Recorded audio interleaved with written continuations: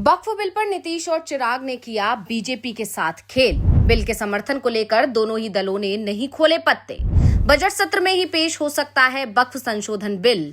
मोदी सरकार इसी सत्र में बिल पास कराने की तैयारी में। वक्फ संशोधन बिल को लेकर बिहार में सियासत गर्माती जा रही है। एक तरफ आरजेडी इस मामले में खुलकर बोल रही है, वक्फ बिल का विरोध कर रही है, नीतीश को मुस्लिम विरोधी बता रही है।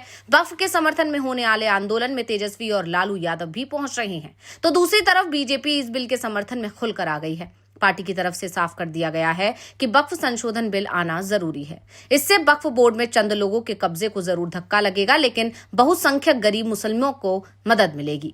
यानी आरजेडी और बीजेपी का स्टैंड तो क्लियर है। मुसीबत में अगर कोई दिख रहा है तो नीतीश कुमार की जेडीयू और चिराग पासवान की एलजेपीआर, क्योंकि ये अगर बिल का विरोध करते हैं तो एनडीए से अलग होना पड़ेगा, और अगर बिल के साथ जाते हैं तो फिर मुसलमानों के विरोध का सामना करना पड़ेगा। हाल ही में पटना के गांधी मैदान में हुए मुस्लिम संगठनों की रैली से इसकी झलक भी मिल चुकी है। इससे पहले नीतीश और चिराग की इफ्तार की दावत का भी मुस्लिम संगठनों ने बहिष्कार कर दिया है, जिसके बाद से जेडीयू और एलजेपीआर दबाव में दिखाई दे रही हैं। एनडीए के सामने वक्फ का मुद्दा एक मुश्किल हालात पैदा कर रहा है। इससे राज्य के वोटर बच सकते हैं। बीजेपी इस बिल का समर्थन कर रही है, लेकिन उसके सहयोगी दल थोड़ा संभल कर जवाब दे रहे हैं। चिराग पासवान हो या फिर नीतीश कुमार, इस बिल को लेकर बेहद संभल कर बोल रहे हैं। अभी तक दोनों में से किसी ने भी वक्फ संशोधन बिल का समर्थन नहीं किया है, और दावा यहां तक किया जा रहा है कि जब भी ये बिल संसद में पेश होगा, एलजेपीआर की तरफ से इस बिल पर बोलने के लिए सदन में कोई भी सदस्य खड़ा नहीं होगा।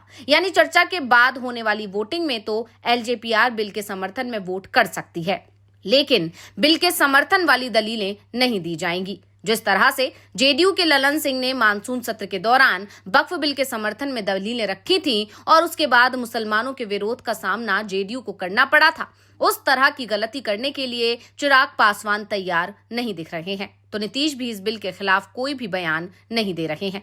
तो रिपोर्ट आपको कैसी लगी, हमें कमेंट करके अपनी राय जरूर दीजिएगा। इसी के साथ वीडियो को लाइक करें, वीडियो को शेयर करें और चैनल को सब्सक्राइब करना ना भूलें।